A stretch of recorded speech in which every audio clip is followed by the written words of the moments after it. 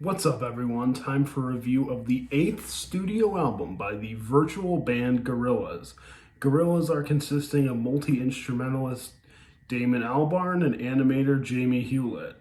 Gorillaz dominated the mid-2000s with such albums as their self-titled and, of course, Demon Days.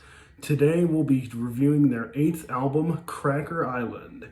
This album is their 4th since returning from their hiatus that they took back in 2010 after releasing 2 albums back-to-back, being Plastic Beach and The Fall. They took a bit of a break, did a few singles for some different companies, for shoe adverts and stuff like that, but the project really remained in almost stagnation with no news of an album until 2017's Humans dropped. A good album overall, not a great one in my opinion, but a very solid project with some very interesting singles. It seemed like Damon was willing to take this band and this project to the next level. He followed it up with the fantastic record, the Now the Next Year.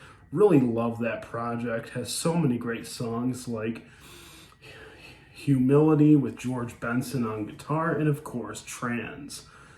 And then really the great album that followed that, one of my favorite records of the 2020s, being Song Machine Season 1, Strange Times. Now, before Cracker Island had even been announced, we kind of had heard loomings that perhaps this next album would be Season 2 of that, more guests. However, this seems to be its own standalone thing here, as this is kind of an album that is in the feeling out process in a way. Obviously, Gorillaz are all the instruments, and a lot of them are done by Damon Albarn, but they have different characters, of course, being Russell, Murdoc, 2D, and Noodle. And each of those characters have kind of had their own twists on some of the songs. Sometimes on songs like Dare, obviously they had a featured artist to do the vocals. But in the video, it would be Noodle, or 2D was always done by Damon, as was Murdoc. However, as Gorillaz has gone on since coming back, one of the things that's really kind of let me down about them is that with each release, I seem to be getting less and less of the characterization or the story. And they pitched this record, Cracker Island, over here as a concept album. And I just have to ask one question to Damon Albarn. Where is the concept tying these songs together? Because, I've been searching and I really don't get what the concept behind this record is.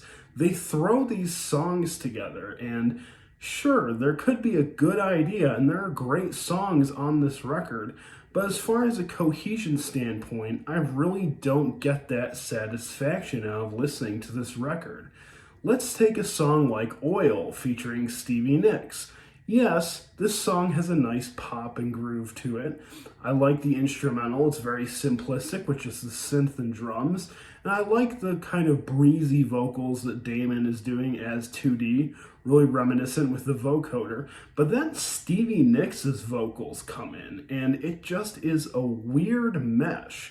Whenever they harmonize on the chorus, it feels like it's almost 2 different voices, but it's like, if you say that you're doing a duet in high school and the one kid has a really bad nasally voice and is an octave down from the rest of the people he's singing with. It's a very strange clash, and I would have liked to hear just a Stevie Nicks verse on this song, but you don't get that, and I feel like it really brings it down as being one of my lesser favorites. Not that it's a terrible song here. Or you take something like Possession Island featuring Beck. Yes, obviously this is a nice little acoustic tune, but really to what end, in my opinion? The song just kind of abruptly comes into this horn triumphant finale that really just comes out of nowhere and just leaves me confused every time it comes on, which really dampers the album, because I feel like a better closing track would have been the song before it, which is Skinny Ape, which is one of the best songs on the album.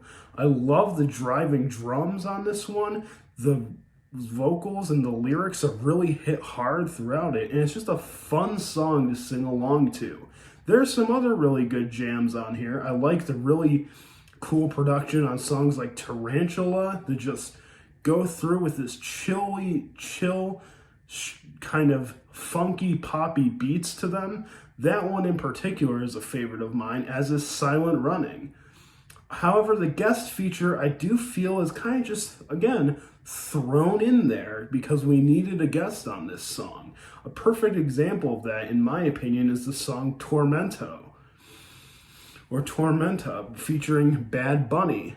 What exactly is the point of this song? It has this tropical blippy beat to it, and Bad Bunny just kind of crashes in riffing, and then Damon's response is, or 2D more so's response is there, if he's even 2D on this song, is in there. And from the vibes of the vocal inflections of both Damon and Bad Bunny, it seems like they're singing about two completely different things, and then it just cuts off and ends. It just leaves me completely befuddled as to what the point of it was. There are some songs on here that I do like a lot, but do kind of have that. As Cracker Island was one that I did like when I first heard it. I'm a big Thundercat fan. I really like the way this song grooves on, but kind of just sticks to the same vocal inflection with the Forever Cold from Thundercat.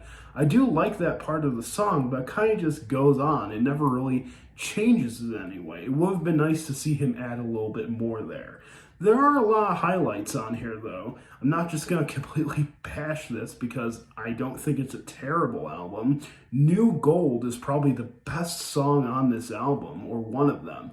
Obviously, I'm a Tame Impala fan, and they even get Bootie Brown, who is on one of Gorillaz' biggest hits, Dirty Harry, back onto this song, and they hit it out of the damn park on this song.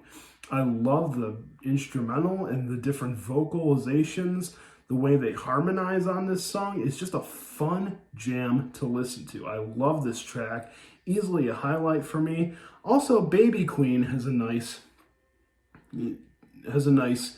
groove to it as well. I like the vocals and the real storytelling. It's one of the only few songs on here that feels like it's actually telling a story.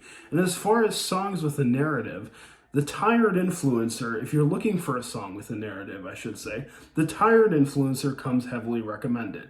Is it the most fresh from the oven sound for Gorillaz? No, but I like the rolling percussion and the way the keys and synths kind of roll and float along here. And I like the social commentary on being almost terminally online and how it wears you down over time. There definitely is a lot to that, and that's something that Gorillaz has explored in the past. All in all, is Cracker Island a cohesive album as far as the concept? I would say no. I think that this album has a lot of plot holes to it. These songs might sound good on their own, but as a cohesive project, I really don't feel like this really measures up to their other albums, like Demon Days, Strange Times, or Humans even. Even Plastic Beach would blow this album out of the water as far as being a cohesive story to it. Excuse me, sorry. Sorry. All in all, guys, for Cracker Island, I'm feeling a light 3.5 out of 5 for this album. Let me know what you feel in the comments section below. Please be respectful, and I'll catch you guys in the next one. Thank you.